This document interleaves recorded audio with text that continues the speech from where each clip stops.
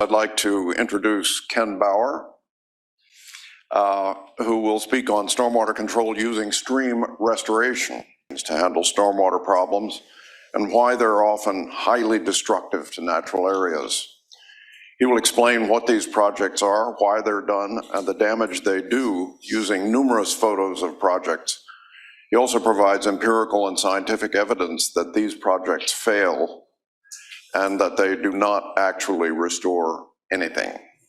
He then provides examples of how to control stormwater using many non-destructive alternatives to stream, quote, restorations, quote. Finally, he provides suggestive alternative actions. Mr. Bauer. All right. Thank you very much. All right, so my name is Ken Bauer. Thanks very much for your time. I'm speaking on behalf of the Sierra Club as an unpaid volunteer. It's understandable that some people might think that stream restorations are a good way to control stormwater because restoration is a purposely misleading term. It's understandable that some people might think that stream restorations are a good way to control stormwater because restoration is a purposely misleading term, and frankly because the stream restoration industry sales teams do a great job of greenwashing, to be frank about it. I put the term restorations in quotes purposely because nothing is actually being restored. This is the term that the stream restoration industry uses, but as I will show you, a better term really to use would be to call this stream engineering. This is a background photo. This background photo, it's a result of a project done in Prince George's County. It's called Bear Branch Stream Restoration. I'll show you photos of the original fully forested stream valley before it was clear cut later on in this presentation. Okay, so what is a stream restoration? Well, stream restorations are construction projects, pure and simple. There are several different types of stream restorations, but the most common ones are engineering projects that try to stabilize eroding banks and falsely claim that they will improve the biology of the stream at the same time. These projects use heavy equipment, like the one shown here, to modify a stream channel. And this typically involves a mix of changing a stream's natural meander pattern, using heavy boulders to armor plate sections of a stream bank, as shown here, scraping away stream bank soil, using plastic sheeting as shown here, dumping fill material into the stream channel to raise its level, clear cutting a stream valley, and then removing tons of soil to lower the stream closer to the stream, to lower the stream valley closer to the stream level, or even filling the stream channel and moving it to a different location. This picture is a so-called stream restoration. Oops, I went too far. This picture is a picture of a so-called stream restoration in Montgomery Park, and this huge tractor is sitting where the stream used to be, and I'll tell you later where the stream went. So I'm going to try to see if I can do a video here. So this is an interesting quote from Tad Friend. He says, "If we can't transcend our instinct to conquer nature, there won't be much nature left to conquer." That's kind of a theme about what these stream restorations do. And I will try and advance. Okay, I'm just going to show a minute of this. Oops. Let's let that run. Yeah. So this is a stream restoration.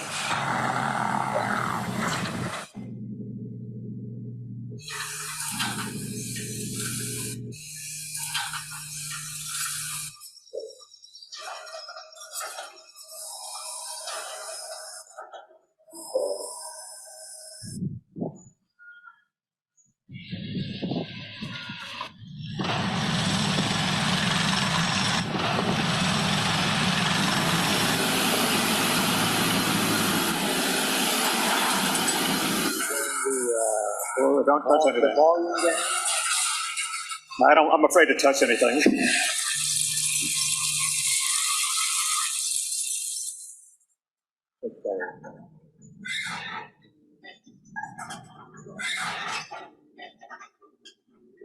This is the aftermath of the City of Gaithersburg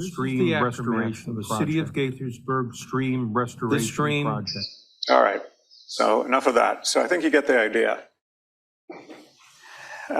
And this is kind of typical of these projects. And I'm trying to find my cursor. Yeah, we see it on the screen. Maybe I don't need it. Okay, there we go. All right, so the inconvenient truth is that contrary to the greenwashing by the $25 billion a year stream restoration industry, and unfortunately local government folks, stream restorations don't actually restore anything, not the streams themselves, either physically or biologically, and especially not the health of the entire construction site, which is always clear-cut way beyond the stream itself, as you can see here. The definition of restore is to bring back to a former state. How can we ignore the damage like this that we can see with our own eyes? And this is a so-called stream restoration in Chevy Chase. This area used to be fully wooded. And the rhetorical question is, how are fish and other aquatic creatures supposed to cross over these rock dams and move them up and down this so-called restored stream? And as you can see, the streamside forest community was completely wiped out. So let me show you some other examples of stream restoration projects. This is what the industry means when they say restore and what they call temporary impacts. This is a stream restoration from an overhead view. Asbury Methodist Village, Montgomery County. Overhead in the winter, you can get an idea of the scale compared to the tree I have circled in the bottom right. And this is what our state allows to be called a restored stream. This is an example from Rockville, Maryland. The riparian or streamside forest buffer has been completely clear-cut and scraped down to bare soil. This is Westone Run in Gaithersburg, before on the left, after on the right. Totally destroyed the forest. You can see the heavy equipment that's used in the middle bottom. And on the right, the engineers used this heavy equipment to dig a completely new stream channel to make it look like this. This stream never had this kind of artificial meander pattern, which I will prove in the next slide. And the red arrows point to some of the tiny replanted trees as part of their reforestation effort. So what I did here was I overlaid the original, traced the original stream in green, and then the new stream in red. It's been completely altered. They had to excavate out a whole new stream channel with heavy equipment and then fill in the old channel. And you can bet they didn't move the frogs, the turtles, and the other critters before they did this. And the more these companies engineered the stream, the longer the project, the more money they make. Why? Because they get paid by the linear foot of the stream. And this hasn't restored anything, quite the opposite. I'm going to go through these pretty quick. I don't have that much time. This is from Columbia. This is the Longfellow project. The forest is now a pile of logs. This is again from Columbia. This is the Solitaire Court stream restoration in Gaithersburg. Standing at this location on the left before the project, it was a fairly narrow corridor. You couldn't see those houses on the other side of the stream. And on the right, you can see the former forest is now a giant pile of logs. This is what the video, this is the same location as the video. This is the same project, and I point to all the rock dams they built up and down here. And again, the rhetorical question is, how are the fish and organisms supposed to move up and down here? And now that they've destroyed the tree canopy, these man-made pools of waters will heat up in the summertime and probably boil what they didn't already kill. This is the same project a little bit further downstream. Again, this was a fully wooded, forested area. This is Project Stephon Hill Tributary Stream Restoration in Howard County before construction. This is a before photo in the winter, but you can still tell it was a fully wooded stream valley. This is an after picture, and you can see how wide it was clear cut, as indicated by the red arrows, and it shows all the artificial curves that were created in this stream. This is just another picture after in the summertime. You see more where the original forest was. And again, I did the same thing, only for the right half of the project, the before in green, the after in red. They completely remove the stream. This is all over our region. Baltimore County, Scotts Level Branch. This is Charles County. This is the St. Charles Parkway Stream Restoration before and after. Same project. And this is what they call a restored stream, but it's actually been converted into what really should be called an engineered stormwater drainage ditch. So let me show you some examples in Prince George's County. You're asking, no, they couldn't possibly do this in Prince George's County, right? Wrong. This is Tinkers Creek stream restoration, Prince George's County. Another picture, you can see the scale of the rock debris. There's compared to the worker standing there. And again, there's no way the fish and the organisms can move over these rock dams. There's just tons of imported rock debris. Another example, Bear Branch Creek in Prince George's County. This is a before picture. Here's an after picture. You can see with the arrow how wide this thing was. This is Bear Branch, more of a ground level view, and you can see the clear cutting and the artificial sinuosity pattern created by this newly engineered stream. Well, this is Bear Branch before and after, and I again traced before and after to see the ridiculous amount of engineering that's done. And again, these companies get paid by the linear foot, so there's a financial incentive to create these artificial curves. What about the collateral damage? The companies and the local officials, they never talk about the collateral damage with good reason. These slides, these are just some illustrations of some of the native plants and smaller plants and animals, I call them charismatic mini fauna, that can't outrun the bulldozer. Look at the baby box turtle I'm pointing to in the left column. In the red square, it's about the size of a quarter. These stream valleys are where these baby box turtles live for about the first 5 years of their life. And even above that, which is a full-grown box turtle, these guys can't, none of these guys can outrun these bulldozers. This is a dead box turtle. It was trapped by the soil stabilization matting at Whetstone Run in Gaithersburg. Just imagine the vast number of other animal casualties that purposely go undocumented. Frogs, toads, salamanders, freshwater mussels, protected snakes, box turtles, wood turtles. What happens to the fish? This is just a small sampling of some of our native fish. Even if they survive the stream restoration, and that's a big if, as I'm going to show you on the next slide, it's, again, impossible for them to move over those rock dams. This is from the Bear Branch project in Prince George's County. Like most of these projects, the entire stream was pumped around the site through pipes by big pumps during construction. And according to a USDA engineering manual called Stream Restoration Design, quote, aquatic life would either be prevented from passing the project or pulverized by the pump, unquote.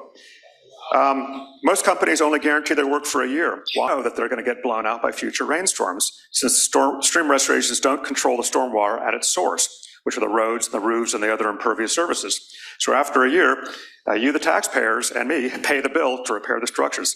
So let me show you some examples of these failures. This is Joseph's Branch in Kensington. You can get an idea of the size of some of these boulders. Well, I circled a couple of them in the middle. The picture on the left shows how these large boulders that were used to stabilize the stream bank, they're just being totally ripped out of place. The photo on the right shows from the same location as in the middle, how the uncontrolled stormwater at the same location is just fire hosing in and is just going to destroy anything that's done in the stream by these stream restoration projects. This is the Cabin Branch stream restoration in Bethesda, showing how the uncontrolled stormwater has eroded out the stream bank behind the armor plating, rendering it useless. Long Branch in Tacoma, Maryland, you can get an idea for scale, looking at the people. This is Snake Den Branch in Potomac. On the right bank, you can see the blown out areas. The water has gone around, over and around, and just continued to erode. And you can see the exposed plastic sheeting that's going to break down once it's exposed to UV light, and it's going to add to our microplastics problem. This is Annapolis Landing in Anne Arundel County. You can see the plastic sheeting that's exposed. I got a lot of these. This is Lower Booze Creek in Potomac. This original project cost $700,000. And even according to the Montgomery website, it said storm damage occurred very soon after construction, initiating structural failure, unquote. So the photo on the left is the original stream restoration, the damage to the original stream restoration at one spot. The right shows a different location after the repair. The restoration repair costs an additional $3.6 million. So I've shown you numerous examples of the damage that stream restorations do and their subsequent failure. My point is we should believe our own eyes instead of believing the slick sales pitches from the industry. But what's the scientific evidence that stream restorations don't work? Stream restorations do not repair stream habitat, according to scientific research that shows that they do not result in improvements in in-stream biology. Based on his research analyzing 40 stream restoration projects in Maryland, Dr. Robert Hildebrand from University of Maryland says, quote, there simply were few ecological differences between restored and unrestored sites. In fact, the unrestored sections upstream from the restoration sites were often ecologically better than the restored sections. In addition, he says, restorations usually end up with no better and often worse benthic macroinvertebrate responses, which is an industry standard for measuring in-stream biology, than were the stream left alone. So aside from Dr. Hildebrand, what does other scientific literature say about the effects of stream restoration on stream biology? Well, the literature shows that the results of stream restorations rarely, if ever, show evidence for biological improvement for aquatic organisms. They call this biological uplift, and there's just a few pictures of what they're measuring, typically benthic macroinvertebrates or fish. I can give people copies of this if they like. These are some of the papers I've reviewed to back up the statements that I've been making about this. So if stream restorations are a bad way to control stormwater, what exactly are the non-destructive alternatives to stream restoration? Well, all the alternatives are included in MDE, Maryland Department of the Environment's so-called accounting guidance document, as it's commonly called. This is the cover page. It gives quite a long list of the alternative non-destructive practices that can be used instead of stream restoration to control stormwater. And I don't expect you to read these, but these are screenshots, and these are all the non-destructive, they're all non-destructive stormwater control practices except for one, and that's what I call the nuclear option I'm pointing to, which is stream restoration. And this is just a continuation of that same list, and I'll show you a couple of examples of what these look like. This slide shows some few examples of the non-destructive alternatives to stream restorations, which control stormwater before it enters the stream, which removes or at least decreases the root cause of stream erosion in urban and suburban areas. And the co-benefit of these kind of practices is that they recharge the groundwater and they provide plant and wildlife habitat instead of destroying it. So on the upper left is a bioretention where the cement curb is cut and stormwater from the road is diverted into planted depressions. Permeable paving, which we'll hear a lot more next, is on the bottom left. Converting lawns to conservation landscaping is shown in the bottom middle, and planting trees in the bottom right. And that's just a small subset of these projects. MDE, in its 2022 financial assurance plan, which compiles statewide data on MS4 permit cost, says that there are 18 different types of out-of-stream practices from that long list, such as the bioswale picture I showed you and permeable paving, that are more cost-effective than stream restorations. Let me just talk a little bit about Prince George's County. How much money has PG spent on stream restorations? Well, from 2015 through 2022, approximately $106 million were spent on 45 stream restoration projects. And if you ask, will more stream restorations be done? Well, yeah, unless you take some action. You in the audience and on the call. PG County Department of the Environment estimates that about $37 million more will be spent on stream restorations just in the next 2 fiscal years. In summary, number one, stream restorations don't restore streams either physically or biologically. They import foreign material and they destroy stream-side ecosystems. This complex web of nature can't be recreated by bulldozers and replanting saplings. Number two, stream restorations don't address the root cause of stream bank erosion, which is stormwater fire hosing into streams from impervious surfaces like roofs and roads. And as a result, as I've shown you, these stream restorations are getting blown out. Number three, the science tells us that forests counteract global warming by sequestering carbon, and forests should not be cut for stream restorations. And number four, the way to fix streams is to control stormwater outside of streams by using non-destructive upland or out-of-stream practices such as rain gardens, bioswales, permeable pavements, tree planting, and etc. So what can you do about this to stop or at least limit stream restorations? Well, you can ask your elected officials, hopefully some of them are on this call now, you can ask them for legislation to restrict the use of stream restoration statewide or in your county. You can request meetings with elected officials.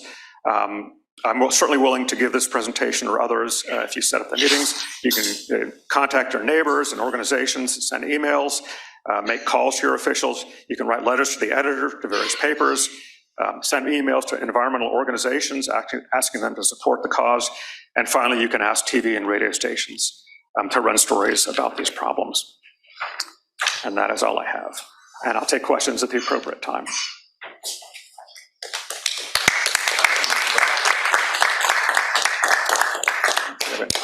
Thank you, Mr. Bauer.